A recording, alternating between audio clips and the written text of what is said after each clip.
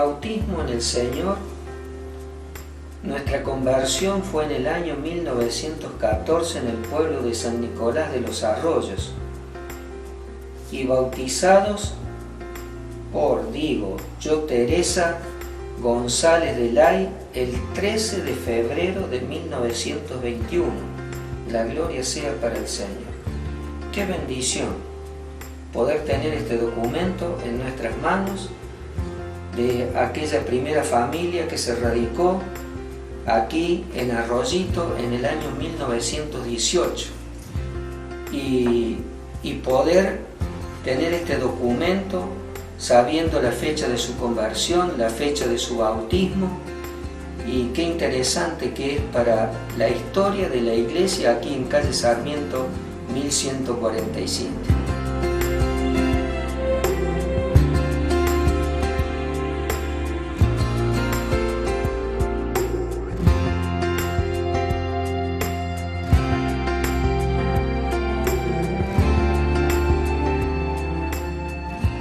Cuánto recuerdo me trae mirar estas fotos en este álbum, pensar cuántos años han pasado. Era muy pibe, mi papá me llevaba a la escuelita dominical en calle Sarmiento al 1040, ahí me parece que era un saloncito, y ahí se hacían las primeras reuniones, y ahí fui instruido en la palabra de Dios y vi cómo Dios fue obrando a través de los años aquí en Arroyito. Cuánta gente fue escuchando este evangelio, cambió vidas, cambió familia, fue aumentando más y más, y fue así como el 20 de octubre de 1951 se inauguró el primer saloncito ya instalado, propio, con un sitio que donó la familia Lais. Cuántos recuerdos me trae todo esto. Y pensar cómo Dios fue fiel en todo. Luego quedó chico, no lo podía creer, después hacerlo más grande, y por último se hizo ese edificio que tenemos ahora acá en calle Sarmiento 1147, y puedo pensar cómo Dios ha sido fiel con todos nosotros. Por eso me trae un grato recuerdo festejar 100 años de que llegó la palabra de Dios en Arroyito y de cuánta bendición ha sido para este pueblo.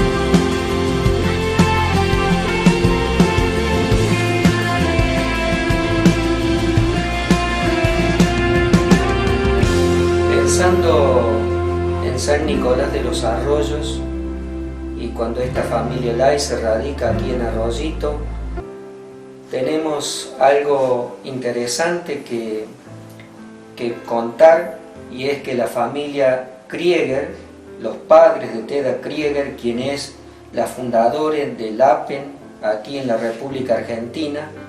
LAPEN significa Liga Pro Evangelización del Niño. Ella a los 70 años contó que su papá y su mamá, y ella se acuerda de que oraban por esta familia de doña Teresa y don Juan Lay, que se radicaban aquí en Arroyito en el año 1918. Y gracias a Dios por aquellos pioneros que comenzaron el trabajo de evangelización aquí en esta ciudad de Arroyito.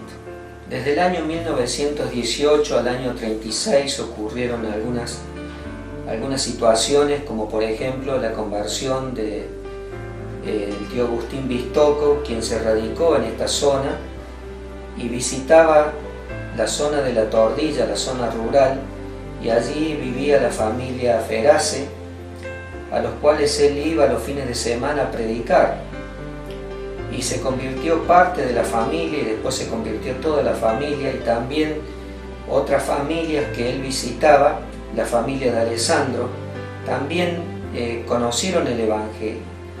Y ahí es como que en el año 36 la iglesia toma impulso de manera definitiva, y así es como la obra fue creciendo de a poco, y Dios fue derramando su bendición en salvación de almas, que el Señor iba añadiendo cada día los que iban siendo salvos. La iglesia cristiana evangélica en calle Sarmiento 1147 fue una iglesia misionera desde el principio, y qué importante es cómo los hermanos viajaban a distintos lugares a llevar el evangelio de la gracia de Dios, recorrían también los campos y fueron llevando el evangelio a los pueblos de alrededor, como por ejemplo Tránsito, El Fuertecito, Villa Concepción del Tío, Marul, La Para, La Tordilla y otros lugares en donde los hermanos por su cuenta viajaban y podían llevar y transmitir el mensaje de la palabra de Dios.